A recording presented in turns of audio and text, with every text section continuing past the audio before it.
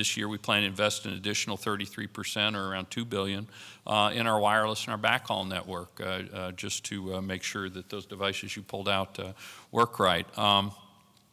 And I think the connection that broadband has to the Blue-Green Alliance is evident, but I think it's important that everybody recognize that broadband is the crucial infrastructure, not only for our communications future, but for our environmental future. The 2.5% of national CO2 emissions that are attributable to our industry, the information and communications industry, actually provide very powerful leverage to reduce the other 97 to 98% of emissions in the overall economy. It's been estimated that our industry could enable carbon reduction 6 times larger than our own footprint, which could potentially impact U.S. emissions by up to 22% in the year 2020. There's a study by the University of Maryland in 2007 estimated the use of broadband networks for telecommuting just for a day and a half a week would save 1.35 billion gallons of gasoline each year. Again, it's just for a day and a half a week that could bring that about. And of course, you can imagine the impact on greenhouse gas emissions that would have. And today we're talking about other technologies that rely on broadband, like smart grids, to manage energy usage, machine-to-machine computing, smart buildings. All of these things represent an environmental and economic promise that hasn't been fully quantified. So it's just a beginning, but it's all dependent on the rollout of the technologies that enable these new developments. But important as all that is, it's still not the main point. I think the more important point is not what we now know about the greener economy. It's about the future and what the future holds.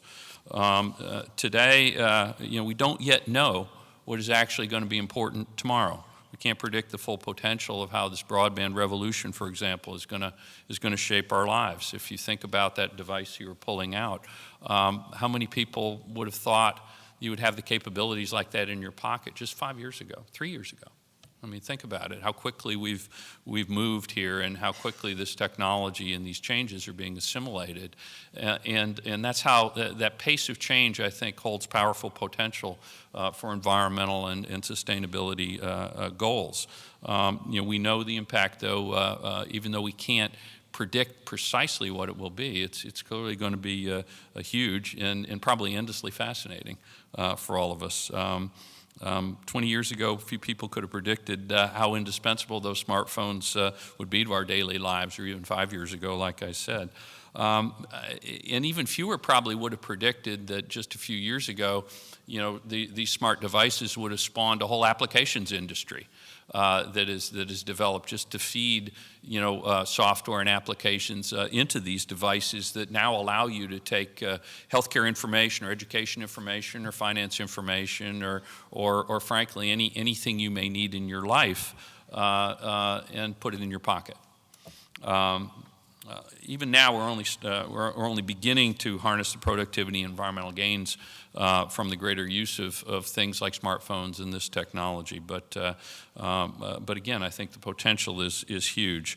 I think it's our responsibility here as we go forward, though, that we and it's one we take seriously at AT&T, to build, maintain, and innovate at all levels. So that we can show a confidence in that future. I think many of these changes will come about via the internet that we help to deliver to people, and I think we have to be mindful of the changes and the innovation that the internet brings. We welcome vigorous competition in this space. We support an internet that's open, safe, secure, reliable, protects privacy. All the things I think you would expect us to believe about the internet, we do believe. That's what our customers want. That's what they expect of us. That's what we try to deliver.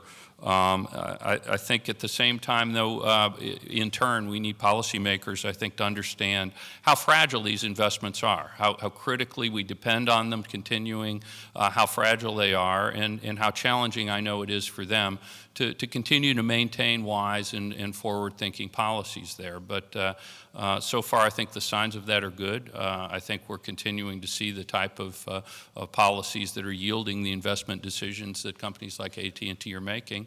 And I think the environmental impacts of that are going to continue to be felt in a very positive way for many years to come.